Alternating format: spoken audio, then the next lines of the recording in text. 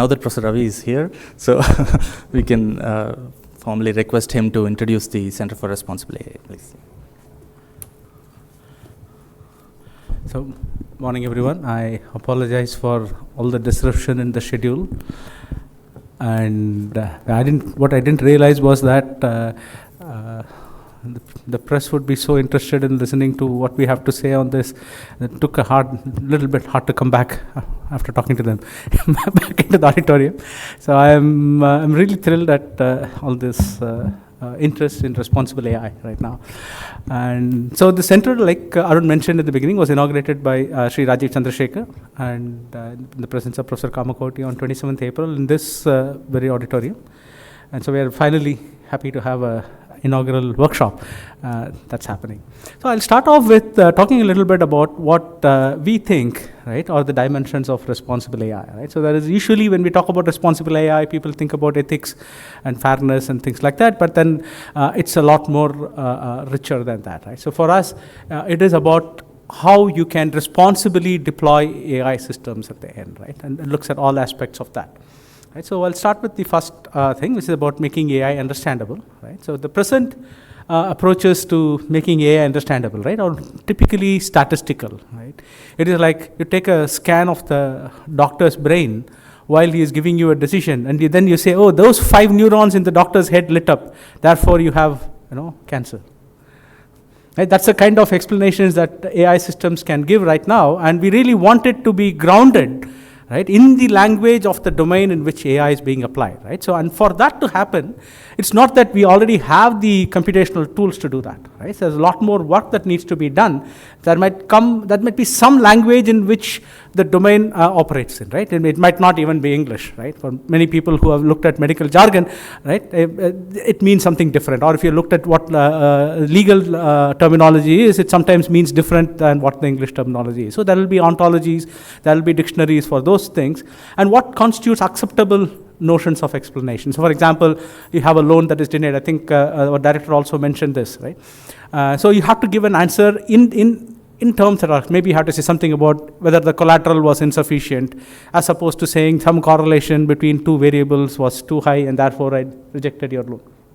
Right, so those are the kinds of issues that we need to pay attention to, right? So, and this has to be done in a sector-specific, in a use-case-specific manner. And one of the things that the center will be looking at, right, is to ensure that we have understandable explanations, right? And that's why I didn't call it explainable AI. This theme we call it making AI understandable, and this will in turn engender more trust in the AI decisions, and therefore greater adoption of AI, right?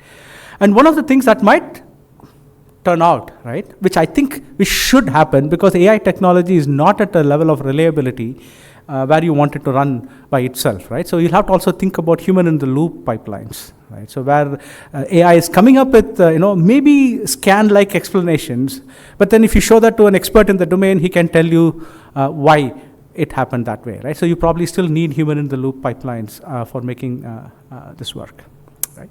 So the second theme I would like to highlight is about AI and safety, right? So safety here comes in 2 aspects. So the first aspect about safety here is about data, right? Data protection and privacy, right? So you have to think about, what is fair use of data? Have people given informed consent to their data being used, right? And is there a transparency in usage, right? So one example that I like to give, I'm not sure how practical it is to implement it, right? So when people go for medical tests and so on and so forth, right, there is some blanket consent form that is taken, right, which is not quite informed consent, So I might be happy to give my data for research on finding a cure for cancer, but I might not be happy giving my data so that an insurance company can charge me more, right? So it depends on what use that you're going to put the data to, right? So, and that is not completely transparent right now, right? So there are multiple ways in which this can play out, and we need to understand this, right? I'm not saying that there is a one-size-fits-all answer, right?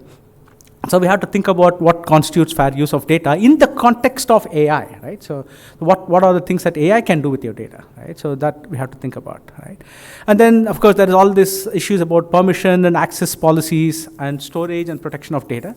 So where is your data stored? How critical it is? And there's a lot of work that has already been done. So that part of it, I'm in a broader picture view, I'm less worried about, because there is, our IT industry, our government has already come out with multiple policies on data storage and data protection and access control and things like that.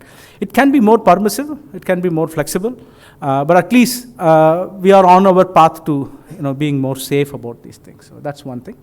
And the final piece is how can you make sure that the ownership of data stays with the people whose data it is, right? But you can still do AI, right? So there are many approaches like federated learning and other things where you're allowed to build more complex models, and what kind of directions we have to move in that. Again, some work has been done, but it's not at a point where I'm happy to say that we can put them, make fielded products out of these, right? But the second aspect of safety, which I think doesn't generate enough discussion, is about performance. Right? Suppose any engineered product that you buy, right? You expect some amount of performance guarantees from that, in terms of something that you can understand, right? So it could be some kind of a lifetime value. It could be lost opportunity cost, or could be loss of production, downtime, throughput. Instead of talking about some statistics like accuracy, precision, recall, which is what all machine learning people are very comfortable with in producing numbers for, right? So how do I translate that, right? So what does it mean in terms of that? In the domains that you are applying them to, and can you optimize for these directly as opposed to optimizing for precision and recall? Now this would again require us to build new techniques, new computational tools, not just rely on something that's already existing, right? And likewise, not just on the one-time performance guarantee, but also on model maintenance and monitoring. So all of these issues also need to play a role, right? So when I'm talking about the safety of the AI system, it's not just on the instantaneous safety, right, but also on continued safe operations of the AI system. So there are part of it which is technical, and a part of it which is more policy driven. So for example, if I'm going to sell an AI product to the government today, does the government have some kind of a certification list that they can go through and then decide this is a product that they want to buy? So maybe we have to, even if we don't do anything else in the technology side, maybe we have to come up with those kinds of guarantees that they have to look at. And all of us know, all of us who work in machine learning know at least, that AI systems can be arbitrarily brittle outside the data on which they are trained on. Right? Arbitrarily brittle. You don't know how it will work. The most simplest of instances that like a 2-year-old can say is right or wrong, the AI can get it absolutely wrong because it doesn't know, it hasn't seen it in the training data. Right? So you can't guard against all eventualities. That's the reality, right? However much the technology develops, there's always this room for this out-of-sample error that's going to creep in, right? In such instances, we really need to think about what can be done to make the AI operational, right? So one part is to think about insurance, think about underwriting, think about actuarial studies on AI systems. So that is a area that hasn't received a whole lot of attention, and that's something that we would like to push as a key theme of responsible AI. Right. And finally, another security area which has, or safety area that has received a lot of attention is cybersecurity. So people talk about data and also hacking and things like that, but AI systems themselves can be directly hacked. It's not just hacking the data, but the systems themselves can be directly hacked, and there is a whole notion of adversarial robustness and so on and so forth, and that's another area that we would work on. Finally, right, coming to the popular responsible AI theme, which is AI and society, right? So we're talking about fairness and fair and ethical decision making. I think I don't have to say much about it after Sachi went earlier. So there is a whole notion of fairness that has to align with local laws, local customs, local norms, and things like that. So, and we don't have that for different populations, different societies. And a lot of work needs to be done, right? And especially, of course, India, we certainly need to do that. But India can be the leader in setting up the pipeline for the rest of the world as well, not just do the work here. Right? And the second part here is about the future of work. So what happens to jobs, right? So everyone thinks that AI is going to take their job away, but it's most likely not, right? It's just going to help you do your job better. So what kind of new training that you need to do? So people who write copy, right? Instead of training themselves in English, they probably have to train themselves in prompt engineering now, right? So how does that happen, right? So we have to look at this reskilling, training, and all of these issues. We have to understand how the displacement is going to be, and think of new workflows, right? The human-allied workflows, or sometimes I call AI-allied human workflows, right? Like AI in the loop workflow, as opposed to human in the loop, right? So then the next part in the AI in society is all about regulation and enforcement. So we need policies, right, and we need laws, and then this has to be very, very sector specific, because AI is such a diverse technology, right? In fact, AI is not a single technology. AI is a collection of technologies, conveniently misnamed as artificial intelligence. So we have to figure out what kind of regulations and how do you enforce this in each and every sector that AI is going to see big application in, right? And then there's one thing which I'm very keen on looking at. I've seen this in other geographies like the EU, where people are worried about the perception of AI. So what do the stakeholders think about AI? Let's for example, healthcare, right? So what do doctors think about AI? What do they expect from AI? So if they are afraid of AI, what kind of assurances do they need before they will adopt AI, right? And then if you look at this, there are so many different stakeholders. There are doctors, there are caregivers, and then there are hospital administrators, there are patient advocacy rights people, and then there are the patients themselves. If you say that I'm going to use an AI-enabled doctor for you, what do you want from it, right? So these kind of things need a lot of conversations to happen between people who are in the system and people who understand the technology and the policy regulation. So that's one part of it. So that's again a direction that we would like to work on. And finally, AI and sustainability, that the whole net zero push that the world is going towards. What part can AI play in it? Can AI aid it, or will indiscriminate use of AI actually make it harder to be sustainable?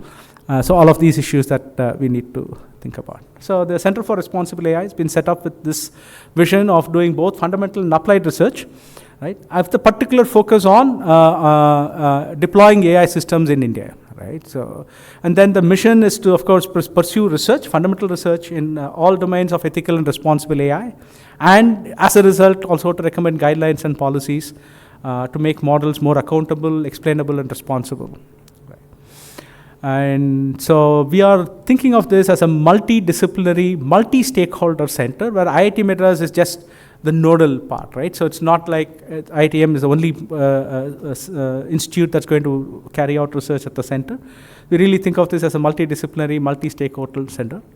And we are looking to ground all the responsible AI research that's happening, all the responsible AI principles that people have been proposing at a very high level, right? Most of these principle documents, if you see out there, are like the 10,000 foot level. So you wouldn't know how to use them in a particular discipline. So one of the things that the center will do is ground it in specific application domains, and we'll start out with healthcare, education, possibly manufacturing and law. Right? So we're looking at this as a collaboration, not just between academic institutions, but also companies, think tanks, industry bodies, and also policymakers. Right? So the research activities that the center will do, there's just a couple of slides on this. We'll be carrying out research projects funded by the center and others and partners under various research themes. And most of these projects will be carried out by multi-institutional teams, right? So the output will be things like high-quality papers, of course. Academics, right? We need high-quality papers to get promoted. So then we have patents, right? So we'll certainly look at developing more IP. And also policy briefs and white papers, which would serve as recommendations for other bodies. And on the other side, we'll also look at open-source libraries, toolkits that people can use for enforcing or checking for responsible AI. Right? And then finally, data sets. And specifically India-specific data sets, but not limited to just that. Right? These are the outputs that we are looking at from the center. And then the other dimension is also looking at educational activities. So curriculum development, right? So on various aspects of responsible AI, and also talking about AI for X education. So AI for healthcare, AI for manufacturing, trying to make people understand what are the implications of doing AI, not necessarily teach them AI. And then, of course, online course offering at the NPTEL or with in collaboration with NASSCOM's Future Skills Academy. And on the other side, right? So not necessarily just talking about students, right? We're also talking about AI awareness programs where we talk about sector-specific training, workshops, master classes, roundtables, which will bring in different stakeholders and have discussions between them, and so on and so forth. And finally, we're looking at launching a master's program in responsible AI, and possibly for working professionals as well, apart from regular students. So that's, okay, the people behind this. So we have a governing council that is looking after us. We saw most of them today morning. Unfortunately, we couldn't get Manish Gupta from Google to attend the meeting. So that's the governing council. In the green, in the blue is the core group. And again, you haven't seen most of us. And the people you haven't seen so far, you'll see through the rest of the program. Right. And we're already hitting the ground running. There are a bunch of things that we are doing. So in collaboration with the Robert Bosch Center for Data Science and AI and a group of Finnish universities, so we are partnering on the conference on deployable AI, where responsible AI is one of the themes. And that's going to happen shortly. June 5th to 7th. Oh yeah, there you go. June 5th to 7th. And it's going to be a hybrid event. So if people are interested in knowing more about this topic, feel free to register. And also we have so FACT-T is this Fairness, Accountability and Trust. It's a top conference in this area of responsible AI. And we are doing a craft session, which is more like an open-ended discussion, a roundtable discussion kind of a session on responsible AI for India. This is being done in collaboration with some researchers from Google as well. And that, again, is from June 12th to 15th. And it is an online, it's a purely online event. And feel free to register for that as well. So I'll stop here with my introduction to the center. So we are on LinkedIn, we are on Twitter, and we're also online to follow us. So, thank you.